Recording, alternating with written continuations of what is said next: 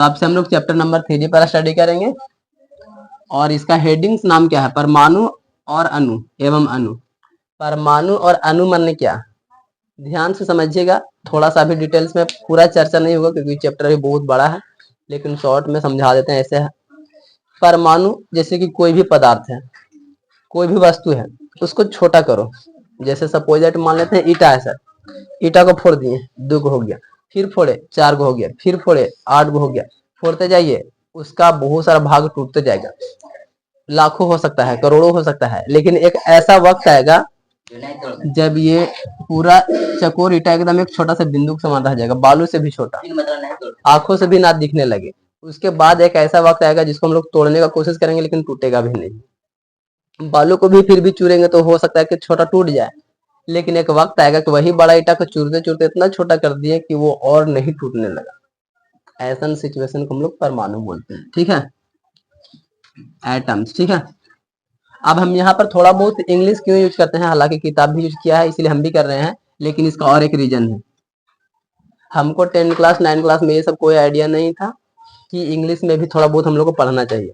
जैसा ही हम इंटर में गए, सारा विषय इंग्लिश मीडियम में ज्यादातर लोग पढ़ता है और हिंदी कोई कोचिंग पढ़ाता ही नहीं, सब इंग्लिश में पढ़ रहे हैं ना, तो सभी में यही नाम मिल रहा था, एटम क्या होता है, मोलिकुल्स क्या होता है, इंटर में जाकर के। तो हम सोच रहे हैं कि तुम लोग का दिक्कत ना हो, इसीलिए हम पहला ही लिख देते हैं ताकि कम से कम नाम सुना सुना लगना चाहिए इंटर में कि अच्छा एटम मोलिकुल्स तो 9 में समझे हैं, यहाँ इंग्लिश में थोड़ा सा समझने का कोशिश कर लेंगे।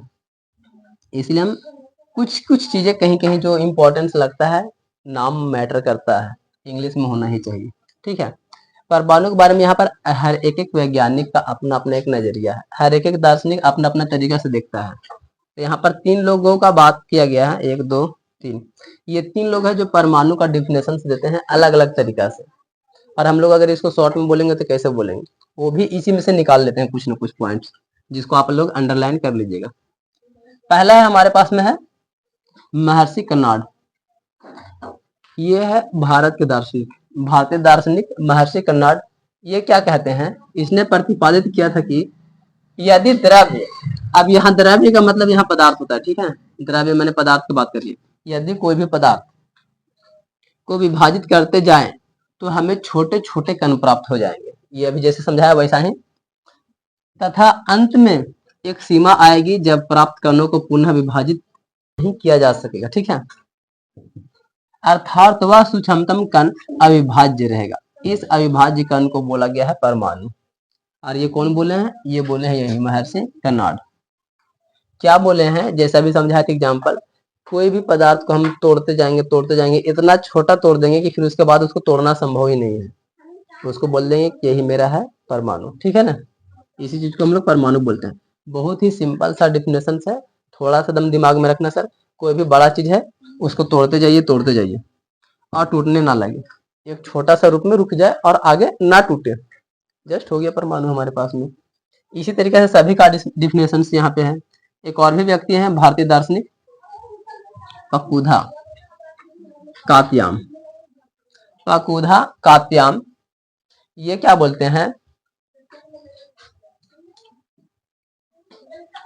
इनका कहना है, पकुधा कात्याम का विस्तृत रूप में समझाया तथा, मतलब ये समझा रहे हैं, ये बता रहे हैं विस्तृत रूप में, इनका मत कहता है कि कण सामान्यतः संयुक्त रूप में पाए जाते हैं जो हमें द्रव्यों के भिन्न भिन्न रूपों को प्रदान करते हैं। हम दोनों के बातों से सहमत हैं, ठीक है, द्रव्यों के भिन्न भिन्न रूप हो सकता है सर, और ये सामान्यतः संयुक्त रूप में होता है, ये बात तो अच्छे से। कोई भी पदार्थ है वो थोड़ा सा ठोस टाइप में होता है या जो भी हो मिला हुआ ही रहता है, जैसे पानी मान लेते हैं साथ H2O, इसमें है कि नहीं मिला हुआ, हाइड्रोजन और ऑक्सीजन मिला हुआ है, तो ये संयुक्त रूप में होता है और हमें द्रव्यों के भिन्न भिन्न रूपों को प्रदान करता है। अगर इसी पानी की बात की जाए तो पानी से हम लोग बर्फ का यूज कर सकते हैं, पीने के लिए यूज कर सकते हैं, गैस के रूप में यूज कर सकते हैं, मतलब सर एक ही चीज को हम फिर हम अलग अलग रूप में भी यूज कर सकते हैं, ये इनका कहना है। तो इसके हिसाब से ये भी सही है सर, ये भी सही है, वो छोटा से छोटा होने के बाद नहीं टूटेगा। और इनका कहना है सर कि एक संयुक्त रूप में होता है और इसका हम लोग अलग अलग यूज कर सकते हैं, ये भी बात है। आलू बैगन भिंडी लाइए घर में, उसको अलग अलग यूज कर सकते हैं अपना जगह पे, वो भी तो हमारा पदार्थ है। आगे पढ़ेंगे पूरा डीपली में, इसका पूरा का पूरा रिसर्च में इलेक्ट्रॉन, प्रोटॉन, न्यूट्रॉन इसी पर लोग ज्यादा चर्चा करता है। आगे आने वाला है, चिंता मत करो। ग्रीक दार्शनिक डेमोक्रिटस, ठीक है, ये भी एक व्यक्ति भाई जो कि ग्रीक के हैं। ग्रीक दार्शनिक डेमोक्रिटस एवं इल्यूसिप्स ने सुझाव दिया था कि यदि हम द्रव्यों को विभाजित करते जाएं तो एक ऐसी स्थिति आ जाएगी जब प्राप्त कणों को पुनः विभाजित नहीं किया जा सकेगा। उन्होंने इस अविभाज्य कण को परमाणु या तो फिर अविभाज्य कहा।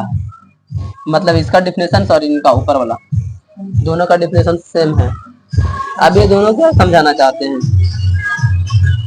अविभाज्य मतलब हम इसको विभाजित नहीं कर सकते, सीधी सीधी बात है। तो यहाँ पर परमाणु बोला है और यहाँ पर परमाणु बोल सकते हैं या अविभाज्य बोल सकते हैं, दोनों में से कोई भी नाम बोलेंगे वही मैटर है सर, किसको तोड़ करके और छोटा छोटा नहीं कर सकते हैं, ठीक है। इसी के बाद में हमारे पास में आता है रासायनिक संयोजन के नियम। ये चीजें हम लोग के एग्जाम में आना चालू हो जाएगा यहीं से। रासायनिक संयोजन का नियम क्या होता है और इसमें कितने नियम हैं, इस नियम को कौन लाया है, ये सब चीजें। लवाजिए, जिनका पूरा नाम ऐसे बोल सकते हैं, अंतवा एल लवाजिए, ठीक है, इनका पूरा नाम ही समझ लीजिए इसको। और एक है जोसेफ एल प्राउस्ट, ठीक है, ने बहुत अधिक प्रायोगिक कार्यों के पश्चात रासायनिक संयोजन के 2 नियम दिया है। अब 2 नियम कौन कौन है, मतलब एक दोनों व्यक्ति मिल करके रिसर्च किया और फिर खोजा कि ये 2 तरह का नियम हो सकता है, और वो 2 नियम है सर, द्रव्यमान संरक्षण का नियम और स्थिर अनुपात का नियम। एग्जाम में एक ने दोनों में से कोई भी क्वेश्चन आ सकता है, 2 नंबर में आता है, ठीक है, हाई स्कूल के एग्जाम में। तो जब ये टॉपिक्स पढ़ाएंगे बहुत ही ध्यान से समझेगा इस चीज को। ये जो इतना सा थोड़ा सा था, बस ये सिर्फ और सिर्फ इसके बारे में थोड़ा सा लेक्चर था, हल्का फुल्का था, ज्यादा कुछ नहीं था कि परमाणु क्या होता है, एक तरह से इंट्रोडक्शन ही समझो। ये सब चीजों में काफी टाइम लगा है, बहुत 500 ईसा पूर्व पहले से ही सब पर रिसर्च किया जा रहा था, लेकिन इसको बाद में फिर आया। फिर 18वीं शताब्दी के अंत तक वैज्ञानिक ने तत्व के बीच में भेदभाव का फिर स्वाभाविक स्वभाव देखने लगा कि ये सब फिर अलग अलग रूपों में भी होता है, लेकिन इसका खोजबीन 500 ईसा पूर्व से पहले से ही चलना चालू हो गया था, ये क्या चीज होता है। तो ये एक तरह का इंट्रोडक्शन था इतना दूर तक। अब एक्चुअली में जो इसका एग्जाम से रिलेटेड या इसका चैप्टर का एक्चुअली मीनिंग जो है ना, वो अब निकलेगा। फिर डॉल्टन साहब आएंगे, बहुत सारा चीजें हैं।